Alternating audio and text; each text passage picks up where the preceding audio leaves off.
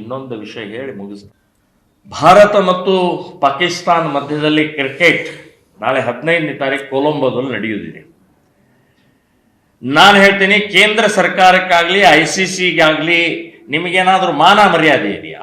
ಪಹಲ್ಗಾಮ್ ಆಗಿ ಇನ್ನೂ ಕಣ್ಣೀರು ಆರಿಲ್ಲ.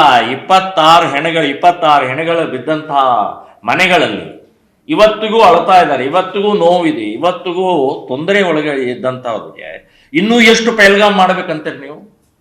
ಪಾಕಿಸ್ತಾನ ಜೊತೆಗೆ ಆಟ ಆಡೋದು ಹಠ ಯಾಕೆ? ಛಲ ಯಾಕೆ? ದುಡ್ಡ? ಸ್ವಾಭಿಮಾನ ಇಲ್ವಾ? ದೇಶಾಭಿಮಾನ ಇಲ್ವಾ? ಆ ಪಾಕಿಸ್ತಾನ 78 ವರ್ಷದಿಂದ ಎಷ್ಟು ಹೆಣಗಳು ಉರುಳಿದಾವೆ, ಎಷ್ಟು ಭಯೋತ್ಪಾದನೆ ಮಾಡಿದೆ, ಎಷ್ಟು ಬಾಂಬ್ಗಳನ್ನು ಹಾಕಿದ್ದಾರೆ ಅಂತನ್ನುವಂತ ಒಂದು ಖಬರ್ ಇಲ್ವಾ? ಮೋದಿಯವರೇ, ನೀವು ಒಬ್ಬರೇ ನಮಗೆ 3 ಸಲ ನಿಮ್ಮನ್ನು ಆರಿಸ್ತಂತಿದ್ದು ಹಿಂದೂಗಳ ಸುರಕ್ಷತೆಗೋಸ್ಕರ, ದೇಶದ ಸುರಕ್ಷತೆಗೋಸ್ಕರ.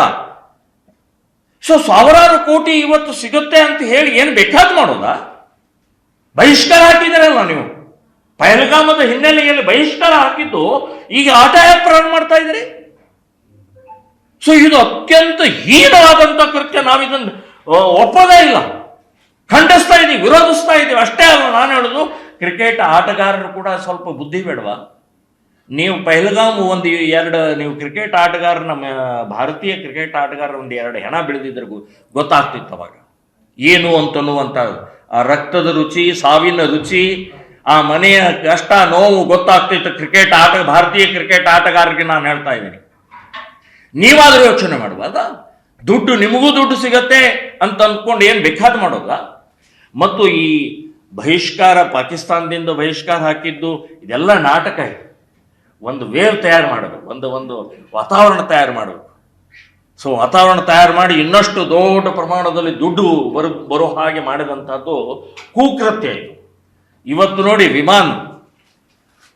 ವಿಮಾನದ ಬೆಂಗಳೂರು ಟು ಕೊಲಂಬೋ 15,000 20,000 ಟಿಕೆಟ್ ಇದ್ದಿದ್ದು 85,000, 1 ಲಕ್ಷ ಮೇಲೆ ಹೋಗಿದೆ. ಏನ್ರಿ ಅಂದ್ರೆ ಇದು ವ್ಯವಸ್ಥಿತವಾದ ಮೋಸದ ಆಟ ಇದು. ಬೆಟ್ಟಿಂಗ್ ನಡೆಯುತ್ತೆ, ಸ್ಪಾನ್ಸರ್ಗಳು, ಅಡ್ವರ್ಟೈಸ್ಗಳು, ಏನು ಭಯಾನಕವಾದಂಥ ಇವತ್ತು ಲೂಟಿ ಹೊಡೆಯುವಂಥ ಪ್ರಕ್ರಿಯೆ ಕ್ರಿಕೆಟ್ ಆಟ.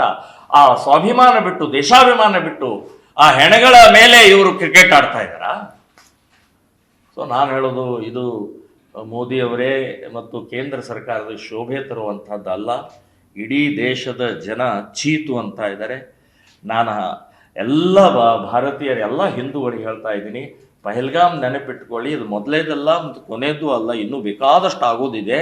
ಇವರಿಗೆ, ಕೇಂದ್ರ ಸರ್ಕಾರ ಅಥವಾ ಸರ್ಕಾರದವರಿಗೆ ಈ ದುಡ್ಡು ಮುಖ್ಯ ಆಗಿದೆ, ಸ್ವಾಭಿಮಾನ ಇಲ್ಲ. ಹಾಗಾಗಿ ಯಾರ್ಯಾರು ಕ್ರಿಕೆಟ್ ಇದ್ದಾರೆ 15ನೇ ತಾರೀಕು TV ಆಫ್ ಮಾಡಿ ಬಹಿಷ್ಕಾರ ಹಾಕಬೇಕು ಅಂತ ಹೇಳಿ ನಾನು ವಿನಂತಿ ಮಾಡ್ತಾ ಇದ್ದೀನಿ.